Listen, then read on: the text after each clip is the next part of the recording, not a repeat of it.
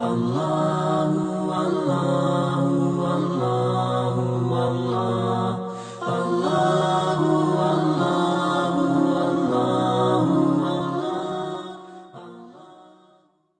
زمانہ تھا، ایک درخت کو لوگ پوجنے لگے تو وہاں ایک صوفی تھا، عبادت گزار تھا، شب زندہ دار تھا۔ اسے پتا چلا کہ لوگ درخت کو پوج رہے ہیں تو اس کے دل میں بڑی غیرت جاگی، توحید کی غیرت ہوتی ہے، وہ جاگی اور وہ کھڑا ہوا، اس درخت کو کاٹ دوں گا جس کو لوگ اللہ کا شریک سمجھ رہے ہیں اور پوج رہے ہیں۔ ہاتھ میں کلہاڑا پکڑا اور اس درخت کو کاٹنے کے لیے نکلا۔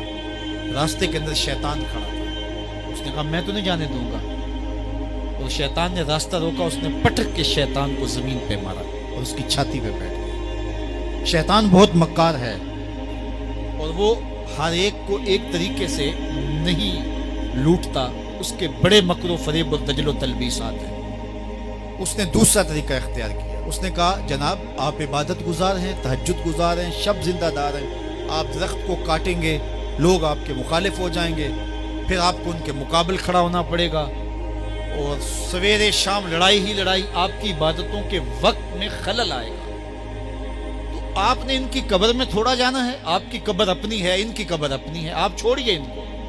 اور ساتھ ہی کہا کہ جب آپ مصلی اٹھایا کریں گے تو نیچے سے ایک درہم مل جایا کرے گا، تو آپ اس سے اپنے کھانے پینے کا انتظام کر لیا کریں گے اور آپ فارغ البال بھی ہو جائیں گے۔ اس طرح باتوں میں لگایا اور وہ زاہد صاحب واپس آ گئے، نماز پڑھی، مصلی اٹھایا، درہم ملا، بڑے خوش ہوئے اور دلیلیں تراشنے لگے۔ واقعی مجھے کیا لگی، تمہیں غیر سے کیا، تم اپنی نبیڑو، تم اپنی قبر میں جانا ہے، جائیں وہ بھاڑ میں، مجھے کیا لگے، مجھے ان کے بارے میں کیا پوچھا جانا ہے۔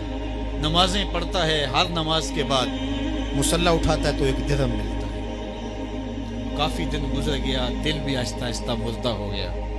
ایک دن مصلی اٹھایا تو کوئی درہم نہیں نکلا، پھر دوبارہ کلہاڑا اٹھایا، اٹھا، راستے میں پھر شیطان کھڑا تھا، کہا کدھر جا رہے ہو، کہا درخت کو کاٹنے جا رہا ہوں۔ شیطان نے کہا میں تو نہیں جانے دوں گا۔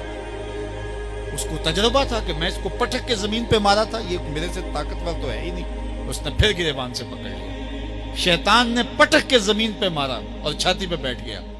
وہ زاہد صاحب پریشان ہو گئے، شیطان کو کہنے لگے کہ یہ کیسے ہوا، میرا تو تجربہ ماضی کا یہ تھا کہ میں طاقتور ہوں تم کمزور ہو، لیکن اب تم نے پٹک کے مجھے زمین پہ مارا۔ تو کہا صاحب اس دن تم اللہ کی رضا کے لیے جا رہے تھے، آج تم درہم کے لیے جا رہے ہو۔ تو جب عمل میں خلوص نہیں رہتا تو پھر عمل نہیں رہتا، عمل میں قوت نہیں رہتی، پھر سجدے بے روح ہو جاتے ہیں، نمازیں بے ذوق ہو جاتی ہیں، صفیں کج دل پریشاں، سجدے بے ذوق کہ وہ جذبے اندروں باقی نہیں۔ نماز روزہ حج زکوٰۃ سب کچھ ہے باقی مگر تو باقی نہیں۔ پھر سب کچھ چلتا رہتا ہے لیکن رسم ہوتی ہے، لا یبقى من الاسلام الا اسمہ ولا یبقى من القرآن الا رسمہ۔